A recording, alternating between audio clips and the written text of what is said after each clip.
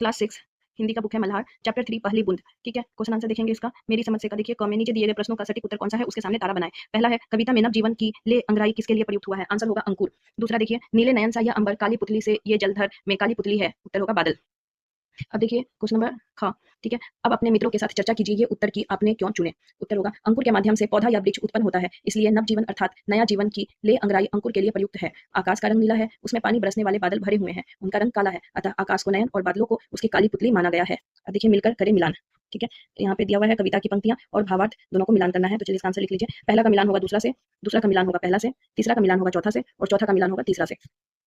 अब देखिए पंक्तियों पर चर्चा। पहला है कविता में से चुनकर कुछ पंक्तियां नीचे दी गई हैं, इन्हें ध्यान से पढ़िए और इन पर विचार कीजिए। आपको इनका क्या अर्थ समझ में आया अपने विचार कक्षा में अपने समूह में साझा कीजिए और अपनी लेखन पुस्तिका में लिखिए। अब देखिए लाइन क्या है, आसमान में उड़ता सागर लगा बिजलियों के स्वर्णिम पर बजा नगारे जगा रहे हैं बादल धरती की तरुणाई। उत्तर देखिए आसमान में जल रूपी बादल में बिजली चमक रही है, जैसे सागर बिजलियों के सुनहरे पंख लगाकर आसमान में उड़ रहा है। बादलों की गर्जन सुनकर ऐसा आभास होता है कि वे नगारे बजा बजाकर धरती की यौवनता को जगा रहे हैं। सेकंड पैराग्राफ देखिए। देखिए अब दूसरा है नीले नयनों सा यह अंबर काली पुतली से ये जलधरा करुणा विगलित अश्रु बहाकर धरती की चीर प्यास बुझाई। उत्तर देखिए नीला आसमान नीली आंखों के समान है और काले बादल उन नीली नीली आंखों की काली पुतली के समान है, मानो बादल धरती के दुखों से दुखित होकर वर्षा रूपी आंसू बहा रहा हो, इस प्रकार धरती की प्यास बुझ जाती है। अब देखिए सोच विचार के लिए पहला है कविता को एक बार फिर से पढ़िए और निम्नलिखित के बारे में पता लगाकर अपने लेखन पुस्तिका में लिखिए। अब देखिए क्या है, बारिश की पहली बूंद से धरती का हर्ष कैसे प्रकट होता है, आंसर है गर्मी की वजह से धरती सूख गई थी, जब बारिश की पहली बूंद धरती पर गिरी तो धरती को सुकून महसूस हुआ, इसी बूंद के कारण धरती में से नया अंकुर बाहर निकल आया, सारी जगह हरियाली छा गई। इस तरह से बारिश की पहली बूंद से धरती का हर्ष प्रकट होता है।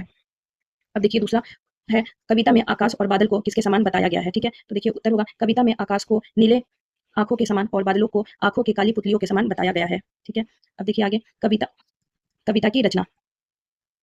आसमान में उड़ता सागर लगा स्वर्णिम पर बिजलियों के कविता की इस पंक्ति का सामान्य अर्थ देखें तो समुद्र का आकाश में उड़ना असंभव होता है, लेकिन जब हम यह इस पंक्ति का भावार्थ समझते हैं तो अर्थ इस प्रकार निकलता है समुद्र का जल बिजलियों के सुनहरे पंख लगाकर आकाश में उड़ रहा है। ऐसे प्रयोग न केवल कविता की सुंदरता बढ़ाते हैं बल्कि उसे आनंददायक भी बनाते हैं। इस कविता में ऐसे दृश्यों को पहचानें और उन पर चर्चा करें। देखिए पहला है नीले नयनों सा यह अंबर काली पुतली से ये जलधर।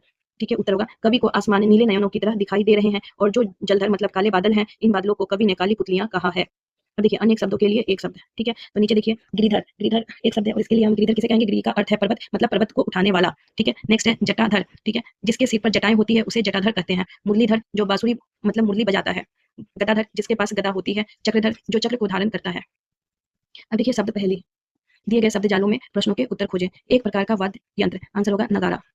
दूसरा देखिए आंखों के लिए एक नए शब्द, आंसर होगा नयन। जल को धारण करने वाला, उत्तर होगा जलधर। एक प्रकार की घास, आंसर होगा दूब। आंसू का समानार्थी, आंसर होगा अश्रु। आसमान का समानार्थी शब्द अंबर, आसमान का समानार्थी शब्द अंबर। अब देखिए पाठ से आगे आपकी बात।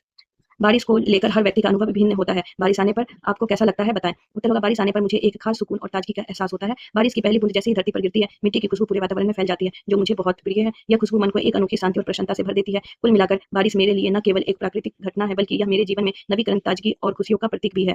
ठीक है, नेक्स्ट है आपको कौन सी ऋतु सबसे अधिक प्रिय है और क्यों बताएं। आंसर होगा मुझे सबसे अधिक बसंत ऋतु प्रिय है। बसंत का मौसम अपने साथ नई शुरुआत और ताजगी लेकर आता है, जो मुझे बहुत भाता है। यह ऋतु में प्रकृति अपने पूर्ण सौंदर्य में खिल उठती है। पेड़ों पर नए पत्ते, रंग बिरंगे फूलों का खिलना मुझे बहुत आकर्षित करता है। बसंत ऋतु की सबसे खास बात यह है कि न तो बहुत अधिक गर्मी होती है और न ही सर्दी। मौसम सुहाना और मनभावन होता है। नेक्स्ट देखिए समाचार माध्यमों से। प्रत्येक मौसम समाचार के विभिन्न माध्यमों के प्रमुख समाचारों में रहता है। संवाददाता कभी बाढ़ तो कभी सूखे या भीषण ठंड के समाचार देते दिखाई देते हैं। आप भी बन सकते हैं संवाददाता या लिख सकते हैं समाचार। अत्यधिक गर्मी, सर्दी और बारिश स्थिति में आपने जो स्थिति देखी है उसका आंखों देखा हाल अपने कक्षा में प्रस्तुत कीजिए। ठीक है, तो ये बच्चे अपने से करेंगे और थोड़ा अगर आप लोगों को प्रॉब्लम हो तो यहाँ से देख के लिख लेंगे। देखिए ऊपर में लिखना समाचार। ठीक है, फिर लिखना है अत्यधिक गर्मी का प्रकोप, शहर में जनजीवन प्रभावित। ठीक है, ये लाइन कुछ है आप लोग लिख लीजिए। इसी के साथ ये भी चैप्टर कंप्लीट हो गया। नेक्स्ट चैप्टर में हम लोग 4 का क्वेश्चन आंसर देखेंगे।